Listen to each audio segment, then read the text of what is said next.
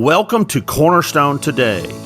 This is a daily moment in the Word designed to help you start your day grounded, steady, and focused on what matters most. Each weekday morning we'll open Scripture together, seeking clarity, strength, and hope for the day ahead. This is about learning to walk with Jesus in real life, right where you are. Let's begin today in the Word.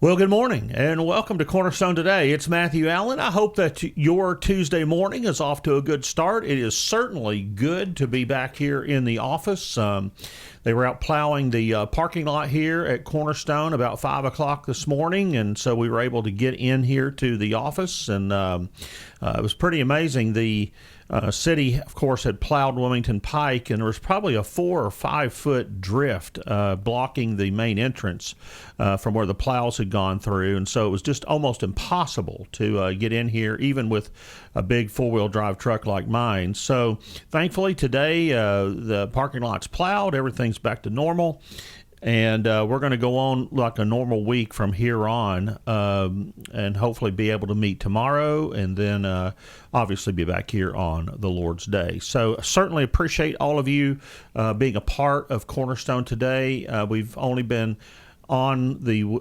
episodes now for about a week and maybe 10 days, and certainly appreciate the number of you that are watching faithfully, and the list of people that are subscribing is growing, and we're certainly thankful for that. Today we're going to be talking about choosing what is better, and we're going to be in Philippians chapter 1, verses 22 through 24. Paul is writing here, and he's talking about some difficult tension in his life, and we're going to explore that for the next few moments. I think one of the hardest questions that we face in life is not simply what we want, but choosing what is best. Comfort often pushes us in one direction, but faith may pull us in a different direction. And here in Philippians 1, Paul is exploring that tension when he writes, "Now, if I live on in the flesh, this means fruitful work for me, and I don't know which one I should choose." Now, Paul is not afraid of death. He has already said that to live is Christ and to die is gain. But now he reveals something deeper, and that is his life is no longer measured by his own personal preference, but by fruitful service. For Paul, life is not valuable simply because it is long or easy. Life matters to him because it can be useful in the hands of God.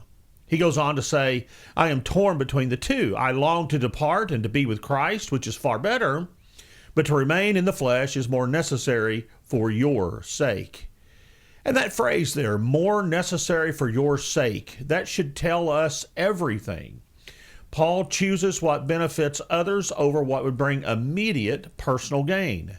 You see, his faith has reshaped how he evaluates life itself. And I think that reflects the heart of Jesus. Jesus said, "The Son of Man did not come to be served, but to serve, and to give his life as a ransom for many."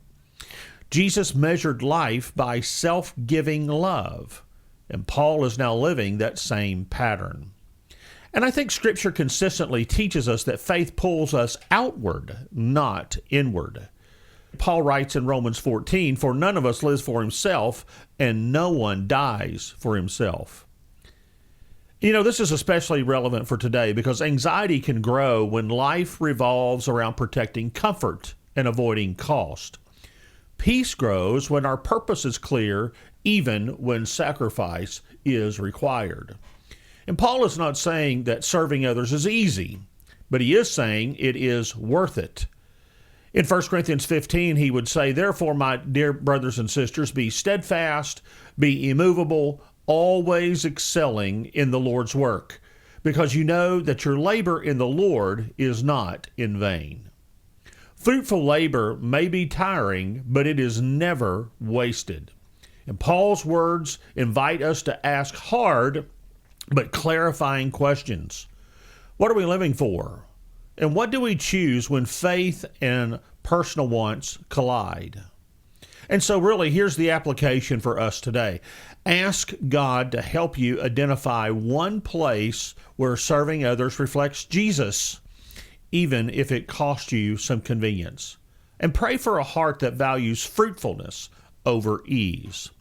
Because a life centered on Christ chooses what is better, not what is easier.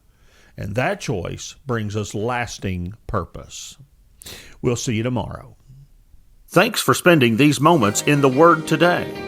As you go, remember this: faithfulness is built one ordinary day at a time. Keep walking with Jesus. Keep listening. Keep trusting. God is at work all the time. Join us again every weekday morning for another moment of encouragement and truth here on Cornerstone Today.